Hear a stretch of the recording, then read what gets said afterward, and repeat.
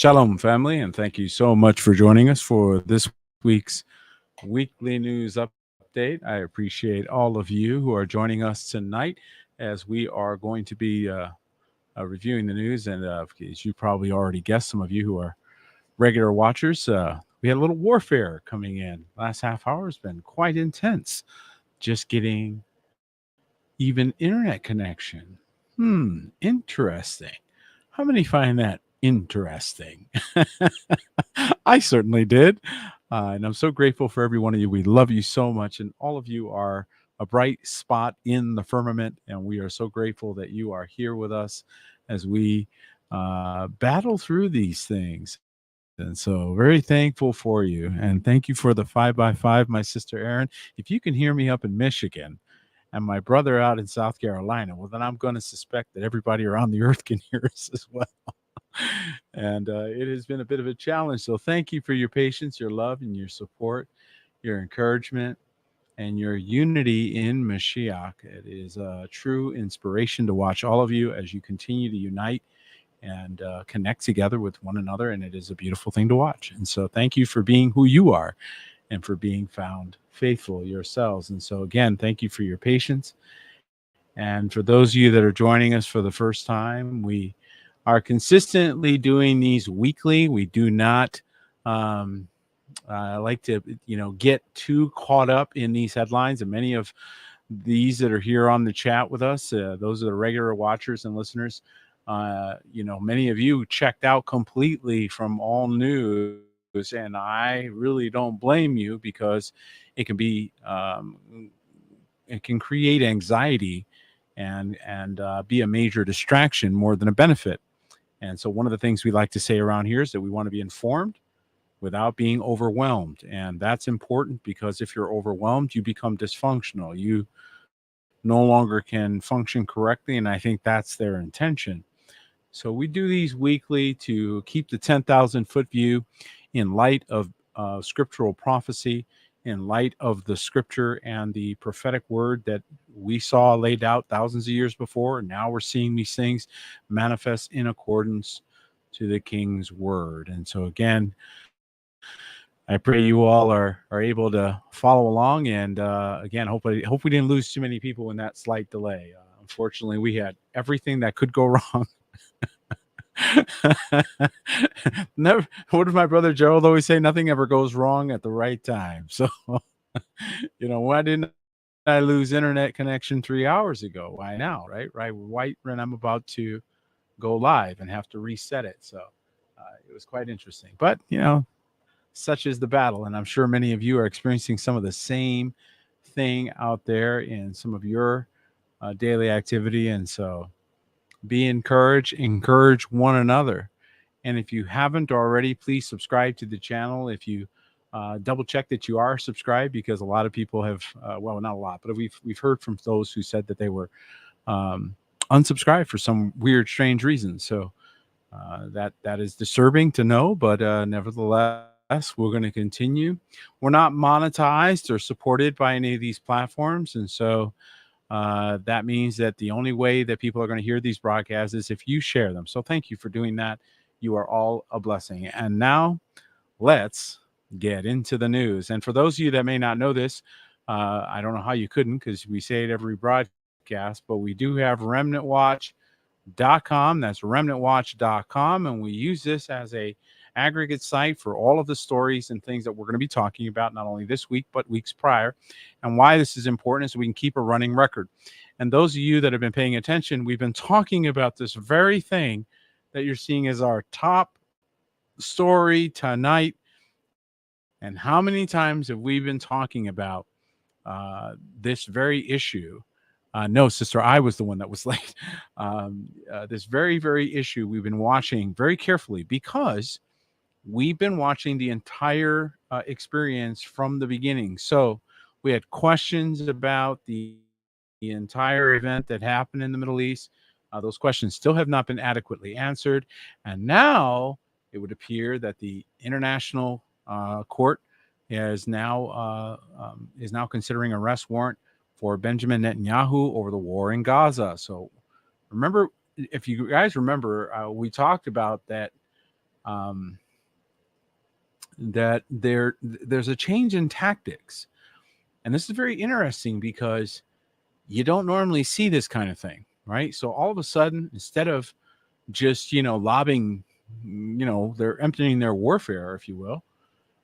There's new ways in which uh, these things are being litigated, and it used to take a long time for that to be the case, but not anymore. And Israel is concerned that the ICC could issue arrest warrants against Netanyahu and senior officials, as reported. As a matter of fact, I believe they already have issued arrest warrants. So this is a slightly delayed reaction, but it is being reported today. Israeli officials are growing concerned that the International Criminal Court could soon issue arrest warrants against Prime Minister Benjamin Netanyahu and other top officials over charges related to the war in Gaza, reports say.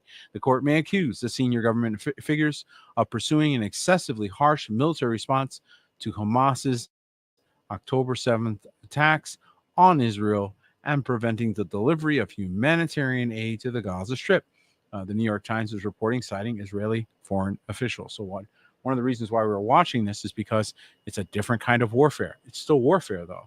And we don't take sides in these things because what are we? We're always on the side of children, peace, shalom, right? So we're just watching the entire event unfold. And we certainly have seen good guys and bad guys on both sides, right? So we don't take sides in these things, and don't get caught up in that dichotomy. Don't get caught up in these things, because that's exactly what I believe a lot of people are allowing to happen. And as a matter of fact, coincidentally, so perhaps because the heat is on, right?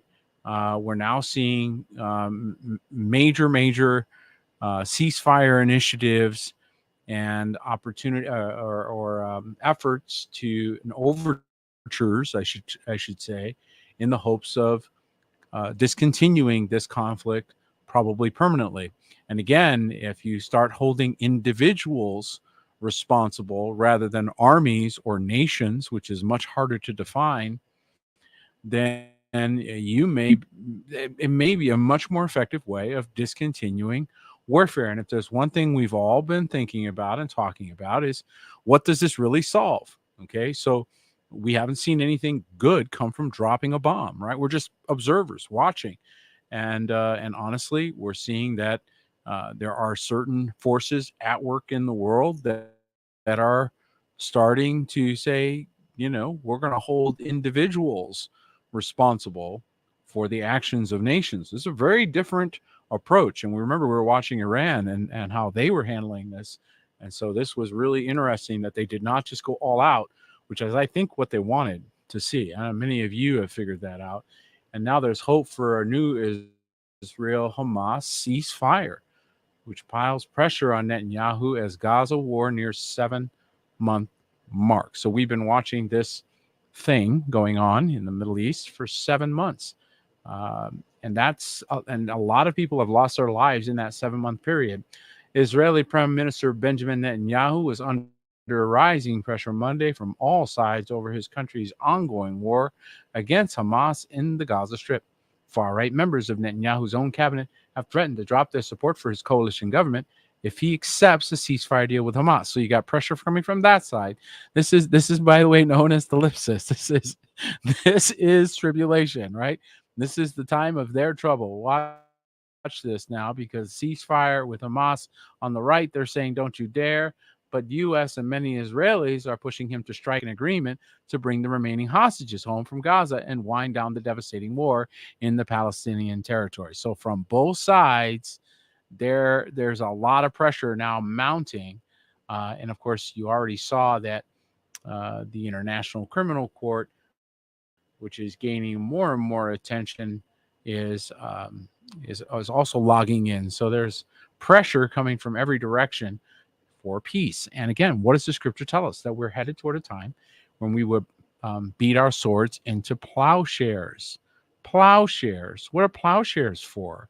Well, plowshares are for what you're anointed for, what you're called to do, to be to perform husbandry and to produce from the earth and to work, not to be bombing things, right? So this is going the other way. And I think that's a wonderful thing to behold. I'm certainly grateful to be one here to be watching peace starting to get more popular, right? It's becoming more of a thing.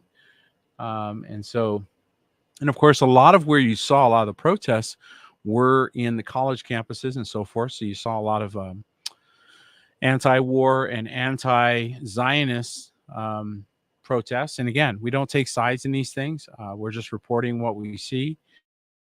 But this doesn't surprise us because the nations would come into turmoil is prophesied to come as well.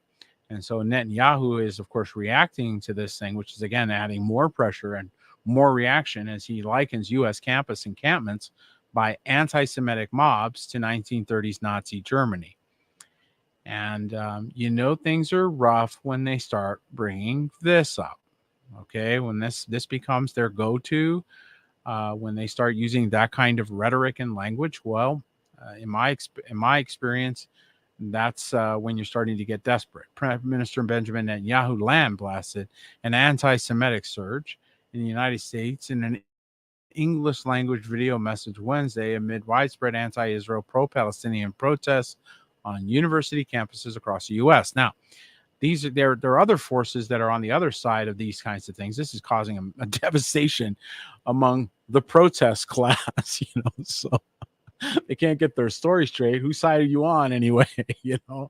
So this is kind of getting interesting as we're watching sort of a disintegration of the whole group of people, really, because they're again, it's sort of the same people. But on this particular issue, they found themselves on opposite sides. So that's kind of interesting. And this story kind of really makes the point. George Soros is paying student radicals who are fueling nationwide explosion of Israel-hating protests.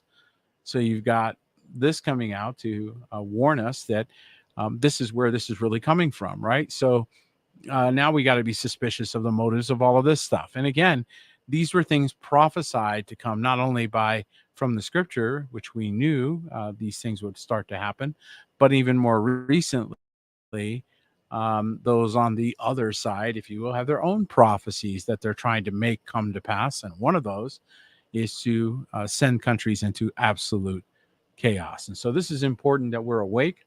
It says here, George Soros and his hard-left acolytes are paying agitators who are fueling the explosion of radical anti-Israeli protests at colleges across the country.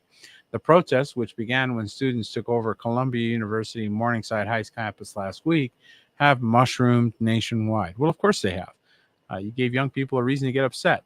Here's the thing that we're finding out, though, and this is why you always have to cool down, pay attention, wait for the details to come out, is a lot of these people that are getting arrested in these protests aren't members of these schools. They're not even enrolled in these schools. So there is an agitation that is being paid for, supported, encouraged, right, to create civil unrest. And that is a goal by certain groups. They really want there to be a ramp up. So we're seeing more stories like this.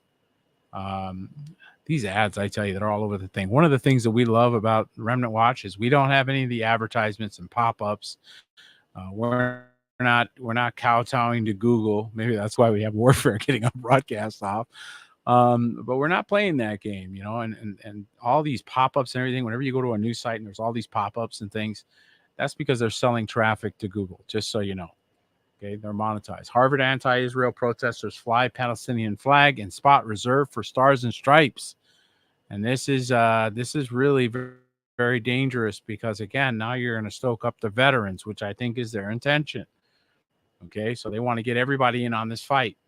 And so they replaced the Stars and Stripes, and anti-Israel protesters at Harvard University flew a Palestinian flag at the Ivy League school in a spot usually reserved for the American flag as campus demonstrations continue to, quote, spiral out of control. So I definitely think that they're intentionally creating an atmosphere where there will be a, quote, spiral out of control. The shocking display on Saturday came as radical students continue to occupy the campus, with video circulating online showing 3 students raising the Palestinian flag over the iconic statue of John Harvard, where the Stars and Stripes is intended to fly. So here you have a picture of that event happening right there.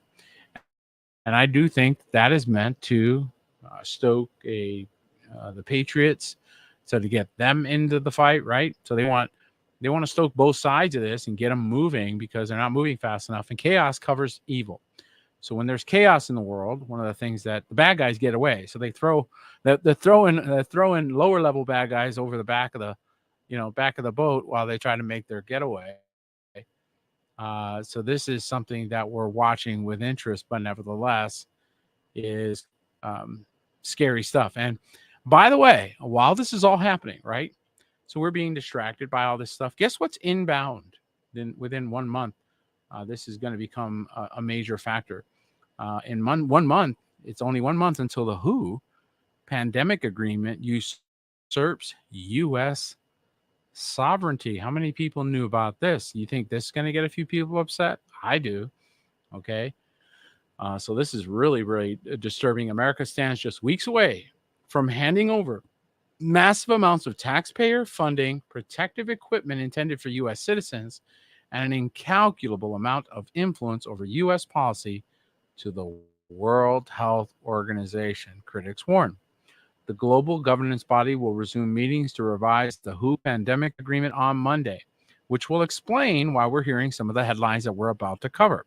Because I believe they need to create a situation in order to utilize this obviously created segue. And so this is moving at pace. The International Governmental Negotiating Body, INB, established to draw up the text of the agreement in December 2021, will hold its 9th meeting on April 29th, today, to May 10th.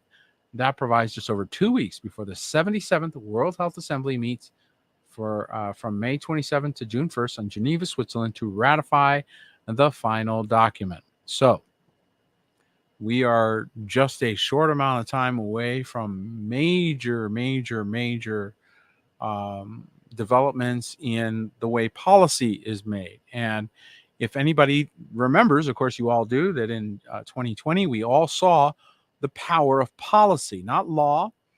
They use words like mandate, and they use words like required and all that. And the vast majority of people complied. And so this is now setting the stage for part 2 of that. I think the first one might have been a kind of a dry run of what we're about to see. Is that a good question to ask? I think so. And so some of you are starting to wonder that as well. And this is why you really needed to really think about where you wanted to be when that starts to happen. Okay.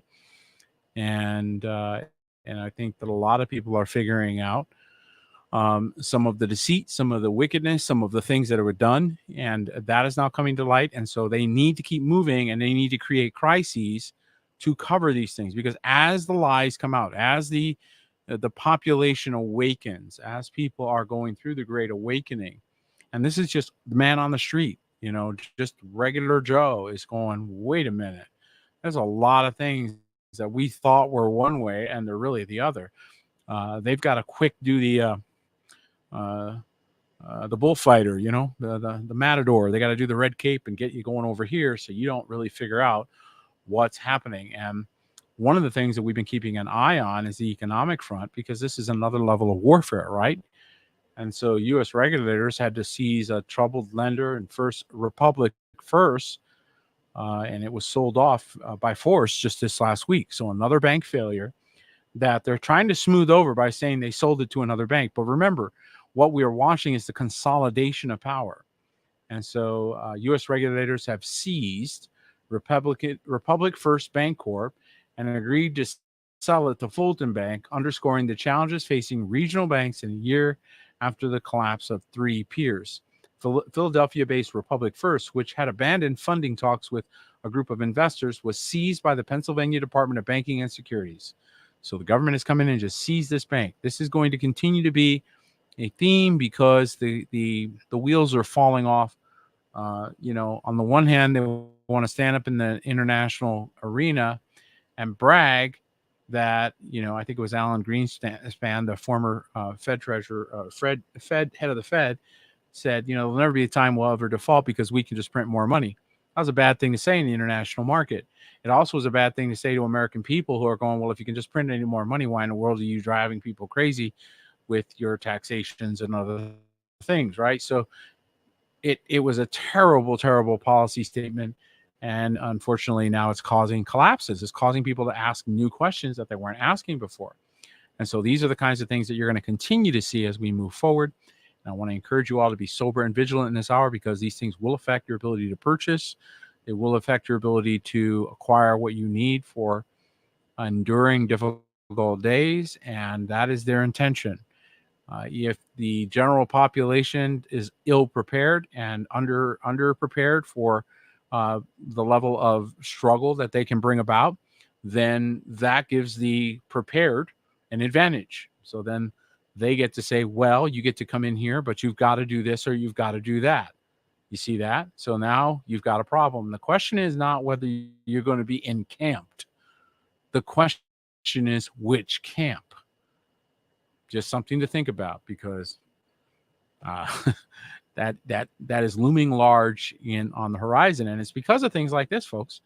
And this has been hitting the narrative far too many times. So one of the things we like to do is we like to keep that 10,000 foot view as we look down and we go, this continues to be mentioned. Now, Texas Grid issues notice ahead of the potential emergency next week. The Texas electrical grid operator warned of possible emergency early next week because of the potential shortfall of power reserves.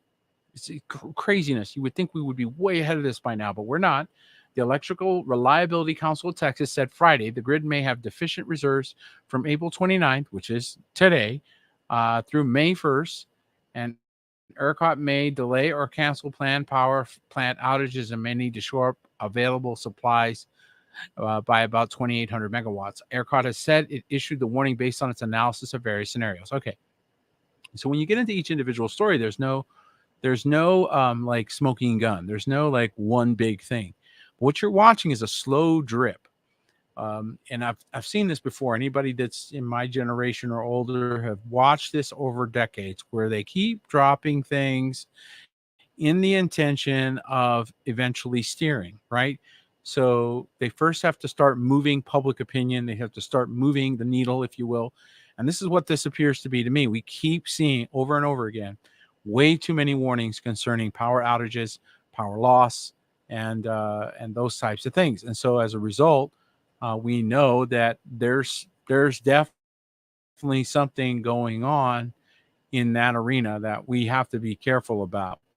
And another thing that we keep hearing about, and we just saw, is devastating storms and weather events, things that are absolutely causing damage throughout the country. We saw, I believe it was 80 tornadoes that came in to the Oklahoma, Nebraska, I believe Iowa was also affected by that, and a tremendous number of people affected by that. So we're seeing a lot of that information come out. And but again, getting back to just these power outages, we keep seeing more and more narrative drops that tell us, hey, get ready, right, for power outages, which again put people at serious disadvantages. And again, the technology that is currently available for power is insufficient. You would still need power to go to the pump. So pumps run by electricity. If the grid is down in your community, it doesn't matter if you have the best generator in the world. If it runs on gas, you only have as much power as the gas you have on reserve.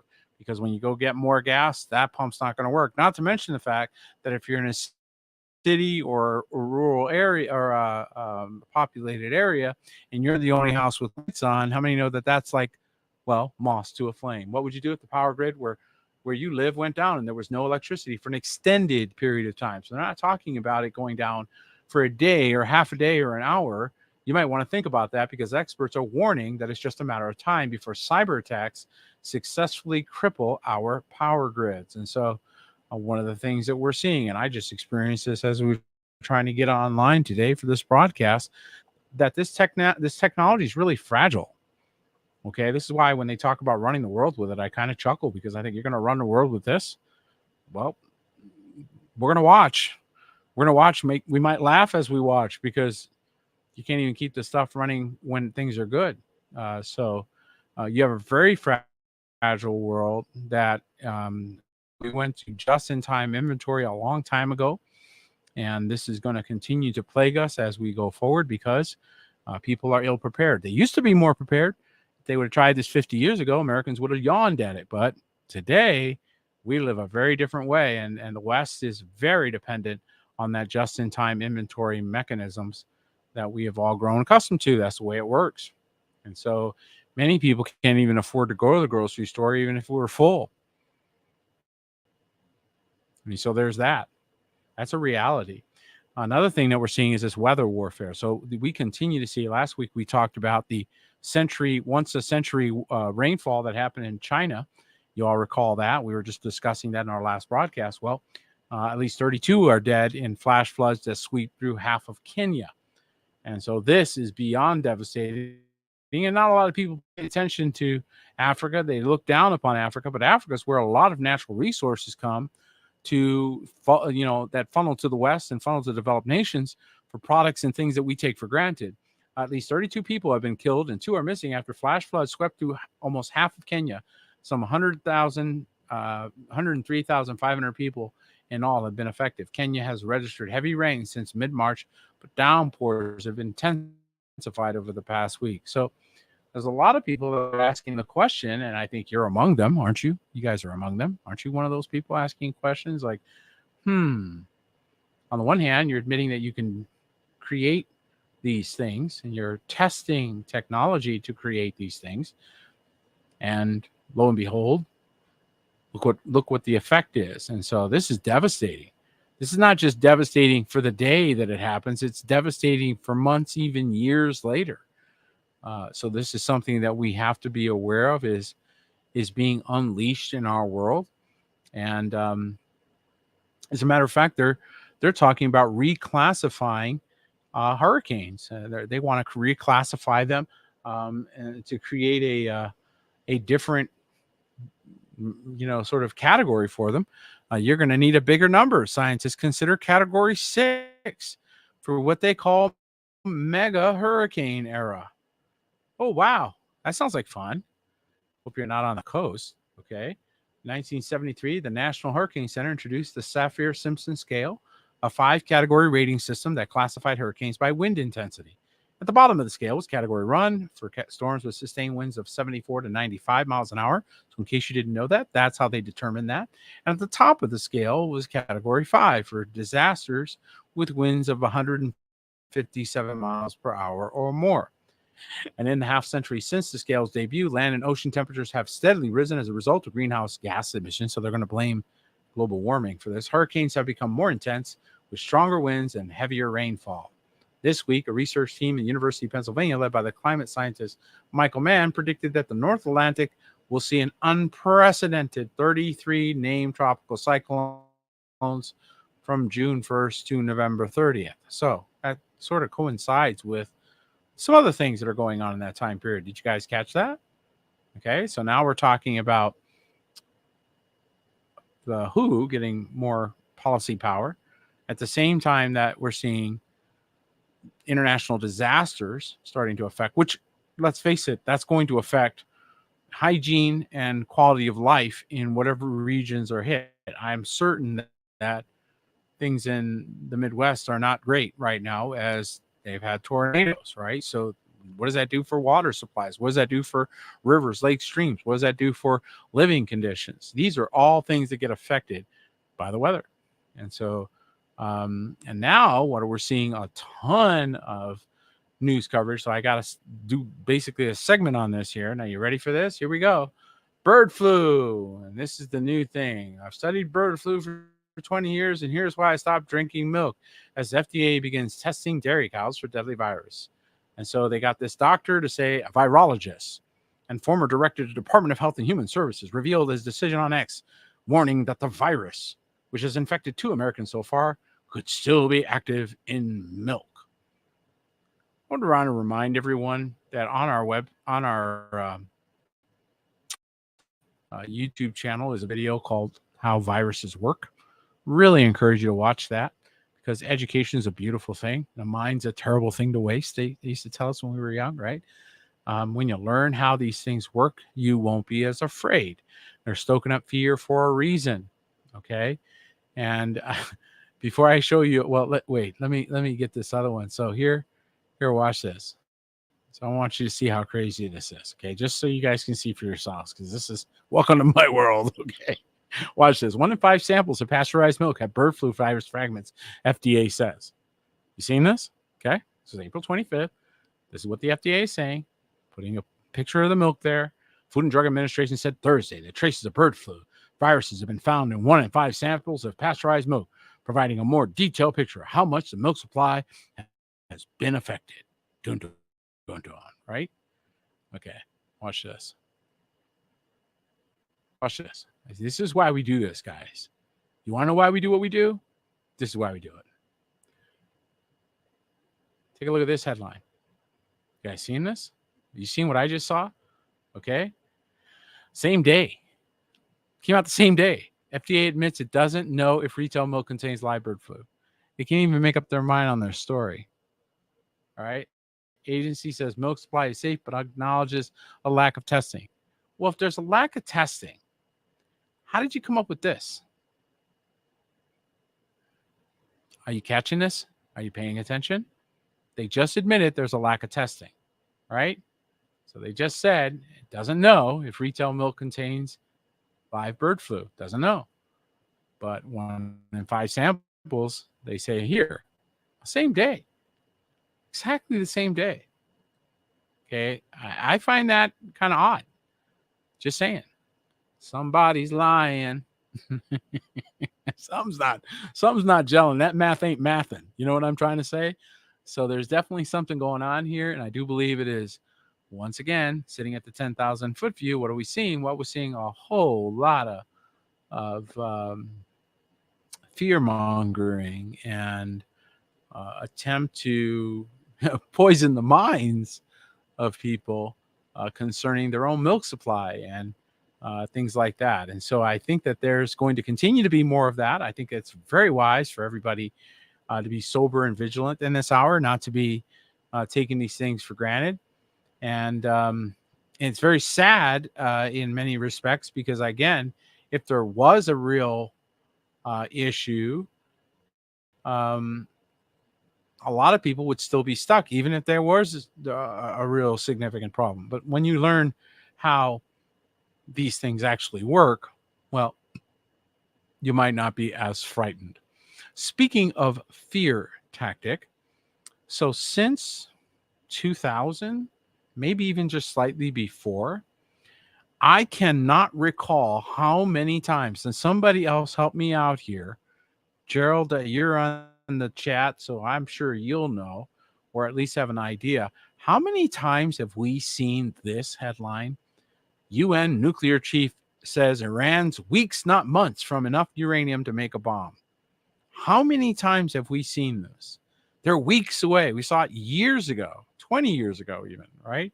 Head of International Atomic Energy Agency stresses that it's not the same time frame as would be needed to make a device, but says Iranian activity raises the eyebrows. So they're still stoking this narrative and setting this thing up, which is kind of scary, folks, because this allows them to bring out weapons and do things that they otherwise would not have justification to do. And remember that now that people are being held personally liable, they've got to set up their floor plan before they roll out something. The head of the United Nations nuclear watchdog has said that it would take Iran just weeks to have enough enriched uranium to make a nuclear bomb. Well, they said that years ago, right? So when were they lying, then or now? And if it's true, then if it was true, 10 years ago, 15 years ago, then they've long passed this point at which they would have that capability. I think they bring these stories forward in the narrative, again, kind of leaving their options open so that if they decide to go in that direction, they've already laid groundwork for it. So this is highly suspicious to me, should be to everybody. We should all be going, right? And not to be left outside of the fray, because after all, yeah, it was back in the 90s, wasn't it, David? And that's what I remember. I remember this going way back, and we continue to hear it sort of recycled in every administration, and every chance they got, there was some presentation. I remember the Prime Minister of Israel bringing charts to the UN, okay, talking about 3 months and 2 months, and they're our intelligence says, and all this, years and years, decades ago. Okay, so it's interesting that they continue to bring, and maybe they got good traction with it before, and they said, hey, bring that one back out. That worked. you know I don't know, but it's got us wondering, like, are we watching just a, sort of a recycle of the same things over and over again? And speaking of recycles, how many times have we seen this? North Korea issues a nuclear warning signal to U.S. and South Korea. Dun, dun, dun. I mean, we have seen this thing be reported in the news so many times we're numb to it.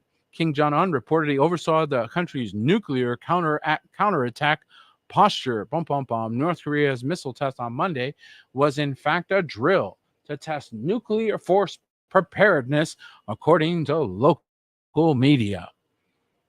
Again, I just see a lot of fear-mongering and warmongering. The incident raised alarms around the region after several short-range ballistic missiles were launched near Pyongyang and flew approximately 185 miles before falling into the waters between the Korean Peninsula and Japan. And so again, is it possible? Are we looking at this potential conflict? That's possible, but it does seem to be pretty interesting that we keep seeing this narrative sort of recycle. So those of you that have been around a while, you got to be sitting there with me going, haven't we heard this before?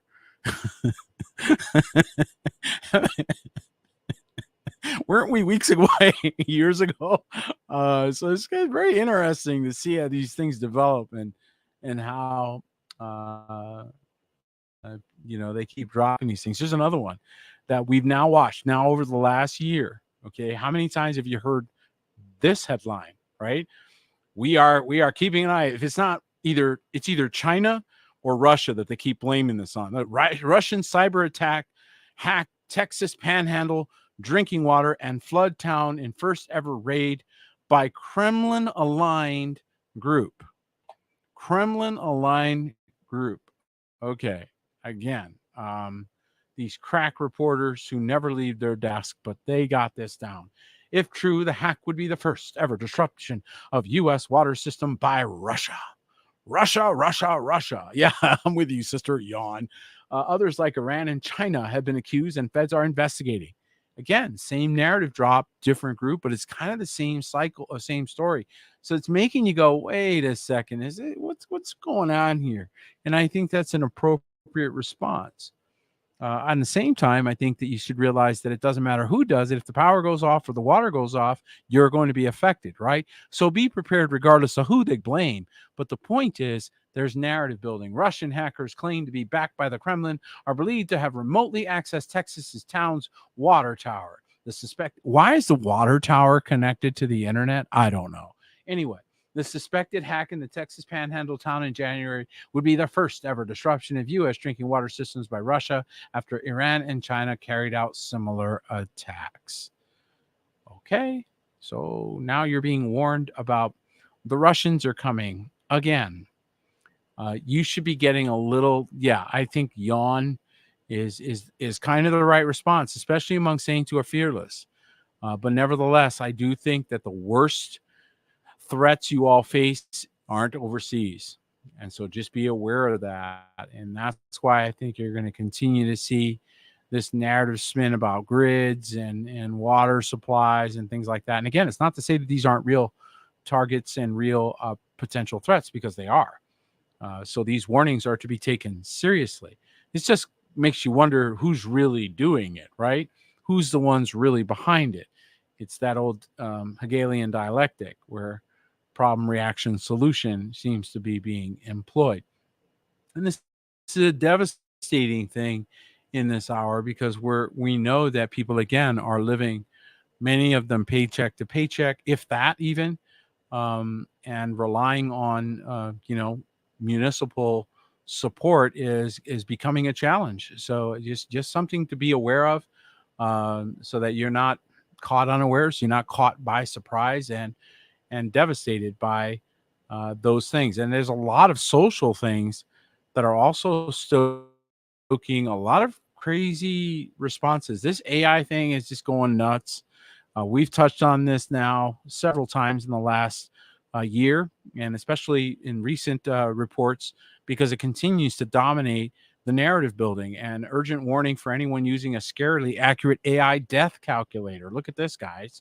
So the team behind the AI death calculator, are you kidding me? That can predict, well, when you'll die, issued a stark warning for those keen to find out their life expectancy. You've got to be kidding me. Danish researchers unveiled the Life to Vec AI chatbot in December. They said the program can accurately predict not only how long you'll live, but also how rich you will be. So, yeah, divination. Anyone want to talk to a demon? Okay. Now, a number of copycat apps are appearing online that appear to be scams, while the original chatbot has not been released to the public. The team have put out warnings that scammers have created fraudulent websites imitating the chatbot, which have nothing to do with us and our work. What work? Oh, the work of scamming people with divination, right? So we're seeing so many things that are just what? Um, you almost, I mean, you don't even know how to respond because you're just looking at it going, are you kidding me? So yeah, this is the kind of stuff that we're the Witch of Endor. That was a good one. This is kind of stuff we're continuing to see, folks, and I think we're going to keep seeing it. And again, getting back to this narrative building, the U.S. is to test ground beef now. So now, in order to get this more stoked up, to get this fear in this area, and all coming together, fear of war, fear of financial collapse, fear of all these different things coming together at once. U.S. to test ground beef in states with bird flu outbreaks in dairy cows. Okay, so again, if you know how viruses work, you would be chuckling with my sister over here, right? Because if you have any education in this area, you would know how ridiculous this is. Okay, the U.S. government said on Monday it's collecting samples of ground beef at retail stores in states with outbreaks of bird flu in dairy cows for testing, but remain confident the meat supply is safe, which we've heard before. And this seems to be part of the plan. I don't know quite what that does, but they'll have one report to say, no, everything is fine. Nothing to see here, folks. Another report that says we're checking everything and testing everything. Again, educate yourself on how viruses actually work. Don't become a part of the fear mob, if you will, because this is how so many people were tricked, and to devastating effect just not too long ago. Remember that? So just keep that in mind. That I can't get into that too much here on this platform, but I definitely think we're watching Hegelian dialectic. I really do, and I think it's a very dangerous moment. I think the other thing that we're seeing is different levels of pandemics and disease that is starting to emerge. And so these are one of the things that we knew would happen. This is one of the prophecies that Mashiach told us about. And doctors are seeing more syphilis patients study with unusual and severe symptoms, the study shows. And so this just came out over the weekend. Disease detectives in Chicago say they have been seeing a worrisome trend. Patients complaining of unusual symptoms like vision and eye problems, headaches, and hearing loss or dizziness caused by the sexual transmitted infection syphilis, which, if you don't know, this is what killed Al Capone. All right, so this is already scary stuff. Doctors have long known that syphilis can permanently damage a person's vision and hearing and can even lead to psychiatric changes, but these symptoms are usually associated with infections that have gone undiagnosed and untreated for years. So could it be that people have had this and didn't know it?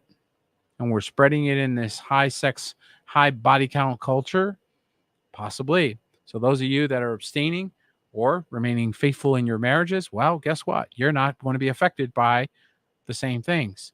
And so once again, affecting some people, but not other people. Don't you find that interesting? I do. And the fact that there's suddenly an uptick in this area is concerning. So I think that this is something that we need to be, need to be aware of and need to realize is part of the last days manifestation of evil. So again, those that don't take his word seriously may find themselves infected, right? So this is a good reason, again, for abstinence and for the institution of marriage may make a comeback as a result of this. Perhaps people will start realizing that, how about their body count of one, right? Uh, I tell you what, it's a little bit crazy out there. And again, this AI thing, I think, is a contributing factor to all of these things that we're seeing. So it's not just one area or another. And how many of you have questioned, what you're watching on a screen now because of this? Well, you've got good reason to question if what you're watching on the screen is the actual person or some type of AI duping, right? Some AI trickery. And here's why. Because again, more of these stories continue to come out. Microsoft AI releases scary new deepfake technology that can make many newscasters and podcasters obsolete. Microsoft Research Asia is forging on with new transhumanist program called VESA that creates lifelike talking faces of virtual characters with appealing visual effects, given a single static image and a speech audio clip. Wow. Okay. Wow. Which means they can tell the thing to say anything, make you fall in love with it, make you fall in love with the pretty face or the handsome man, or the handsome woman, the pretty woman, right? And then next thing you know, they're telling you whatever they want to tell you. The artificial intelligence division of Microsoft in Asia has been working on the program by compiling real single images of people, real audio, and in many cases, various control signals such as movement of people's faces as they talk. Using all this data, Microsoft Research Asia is generating moving images of fake people that could someday replace actual newscasters and podcasters. So how many know that whenever they say someday or in the future, everybody with any, discernment's going, in the future, eh? You mean like next week? Or do you mean you've already been doing it for a while and you're just slowly letting the people know about it? I have some high suspicions. As a matter of fact, I remember seeing a story where there was an AI influencer that it was completely fictitious. I mean, this is not even a real person, and the owner of this fictitious person is making a fortune on this AI image and AI person because the people can't tell the difference. And I, we've reached a level of demonic infiltration, demonic manifestation, the likes of which many of us didn't even anticipate, because there are things that are manifesting that we just didn't even know to think that would happen. And so as we watch this unfold, you're almost wondering, how crazy are they? I mean, how much do they need to do? But this harkens back to the book of Revelation, which talks about the beast being given a voice, that people would worship the beast, right? And the image. So this is multi fulfillment. We saw there's multiple ways in which that's being fulfilled before our eyes. And sadly, and this is unfortunate, but in reality, we're seeing a tremendous amount of demonic activity now manifesting in the world. We already have all seen through social media what Paul warned about: the men will be lovers of themselves. So narcissism and inflated self-egos, inflated self-importance, and people thinking themselves higher than they ought. Jerusalem syndrome on steroids. Okay, everybody is John the Baptist now. This is gone to a sort of an extinction level, because once that's not confirmed and reality hits, the crash is considerable. And I think a lot of people are being impacted by the crash of reality that comes into their make-believe faux world, fake world that they create online. This is one of the dangers of social media. One of the things one of our brethren were talking about recently in a broadcast concerning, all the masks that people wear.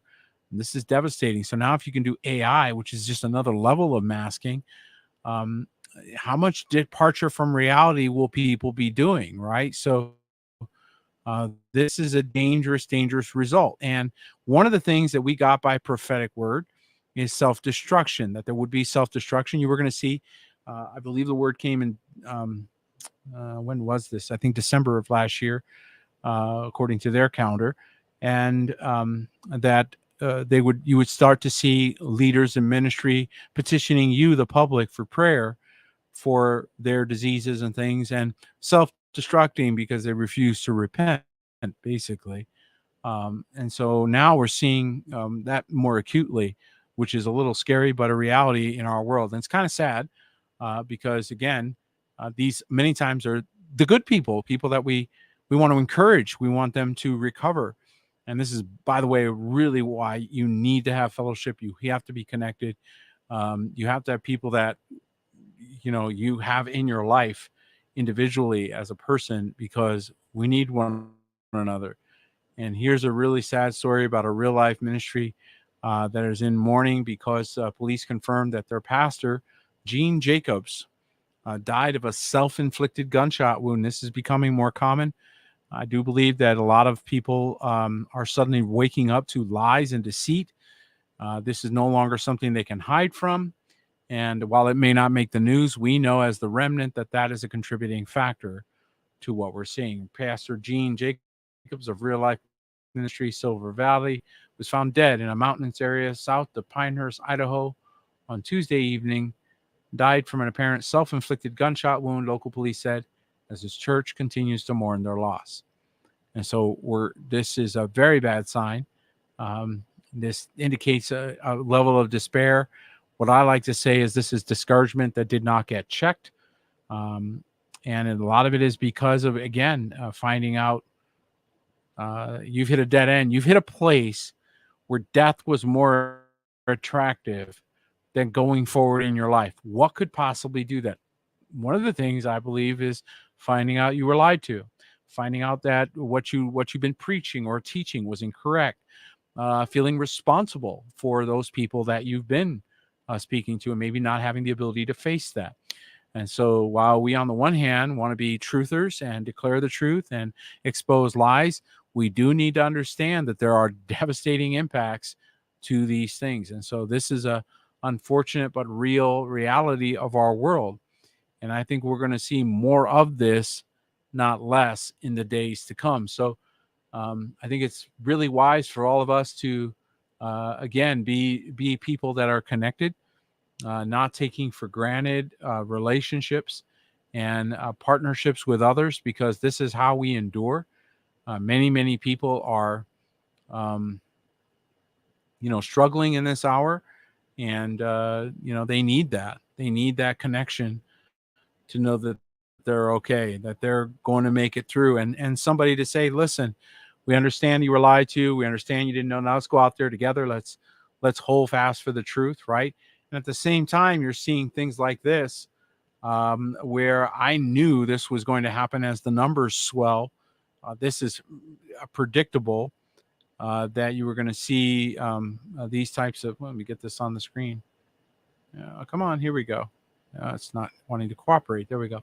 Islamic groups slam democratic values, rallies thousands in Germany, and now they're calling for a caliphate. That's what that means, caliphate. So you're going to see revolutionary forces trying to come alive in countries that open the door for guests to come in, and now they want to take over the country. And so you can look at this story and some of the video associated with it on Remnant Watch. Really important information for us to keep an eye on in this hour. Here we go again with all these things. I tell you what, these pop-ups, I find them to be quite disturbing. I don't know about the rest of you, but I am not a fan of the pop-up. And so this is one of those battles that we keep having. This thing is now stuck. And this is another thing that we needed to be aware of. I don't know if it'll even allow me to pop it open because now my computer is misbehaving. But farmers are warning that food aisles will soon become empty because of crushing conditions. So they're going to add even more stress, if you will, to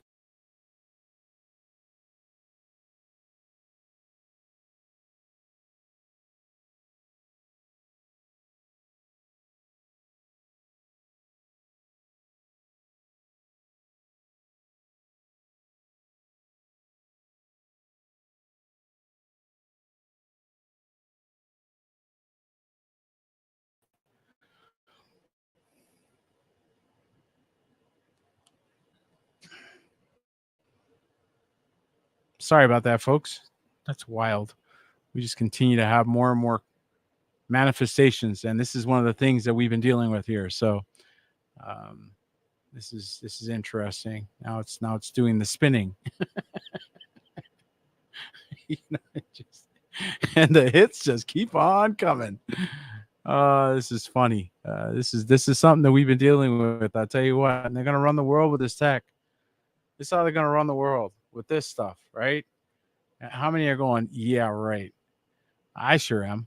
I really question the value or the long term potential for some of these things. So let me pop this on the screen so we can talk about this real quick.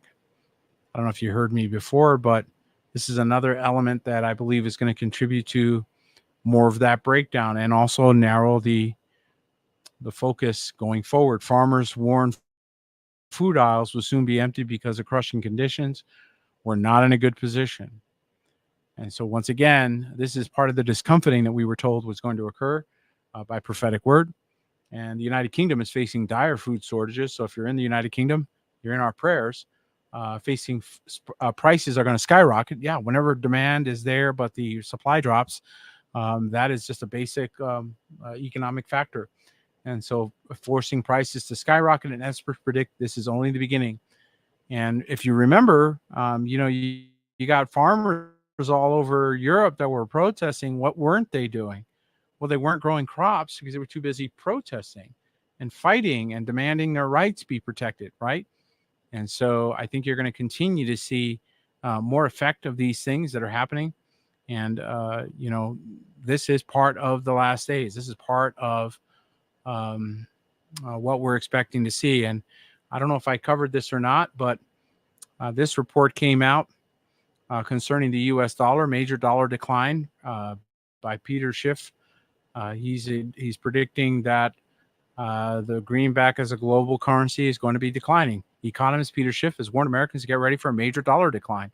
The genesis of a gloomy outlook for the greenback will come to no surprise to those who understand his gold first investment philosophy, right? So these guys that are peddling gold are definitely on the forefront of this, but there's truth to it. As we know, the BRICS nations are producing their own mechanisms for countries to settle transactions, and this is where a lot of things occur, folks. We've already had a global currency. We've had it for a long time. Those that were waiting for it missed it. This is part of the subterfuge that we've all had to deal with. And the reality is that we are now coming out of that into a world where we don't really know what it's going to look like as we go forward. We really don't know how it's going to play out. But one thing we do know is what the kingdom of what Elohim has taught us and told us, that the kingdoms will rise against kingdom and nation against nation. And so this is ethnic group against ethnic group. That's what that means. So you're going to see more and more of these types of protests and conflict. And when food supplies dwindle and economic factors start to kick in, well, this is going to be when you really need to be with your brethren. This is going to be when the rubber hits the road, right? Where you see the prophecies in the book of James, where their gold and their silver is cankered. Okay. And it is now a judgment against them. So you can't eat gold. I think there's a Native American statement that says only when all the food is gone and the lakes are empty and the fish are gone will, the Europeans, I think they were referring to, learn that they cannot eat money. And so, we need to get back to husbandry. We need to get back to the basics, leave the world, get back to the earth, leave the world and get back to the earth, which, is obfuscated by this world that's superimposed upon it with digital crazy, none of which affects you if you just don't even participate, right? If you're too busy taking care of your homestead, well, you're not going to be affected by all of these things that are going on in the world. You're not going to be affected by them at all. And this last story is sad. It is one of the saddest reflections of demonic activity that I've seen in a while. And I don't even know how to, even say this in some ways, because it's just so horrifying that the demonic activity has reached this level. But we'll close out. Unfortunately, this is a very sad story. But a mother is accused of stabbing her 4-year-old. So last week we saw the same thing. And this is very, very sad. And again, reflective of a world that is lost its way very badly. A mother accused of stabbing 4-year-old son 41 times and dumping the body on the side of the highway. This just happened in Everett, Washington. A mother in the state of Washington is accused of stabbing her 4-year-old son 41 times, then dumping the body, which is wrapped in a blanket, on the side of the highway. And so this story is, of course, on Remnant Watch. It's very sad and very disappointing. This is demonic activity manifesting in front of our very eyes, folks. And so this is why we warn you all to be sober and vigilant, to connect in where you can, and to be part of a house, be part of a fold where you can pray one for another. And we can share a good testimony. We had a brother that we saw a prayer request from a member of Remnant House, and the person was going in for tests because they weren't sure what was going on, and they were very concerned. Posted the prayer request, and lo and behold, that person is doing better. So it matters, and it matters that we are united and in one accord in this hour. So all the more as you see the day approaching. Well, that's tonight's report. I pray that it's been a blessing and an encouragement to you. Sorry about the bad news and sorry about the technical difficulties. We don't control this technology. We're just riding it until the King comes. Well, thank you for joining us. May Elohim bless each and every one of you. Good night.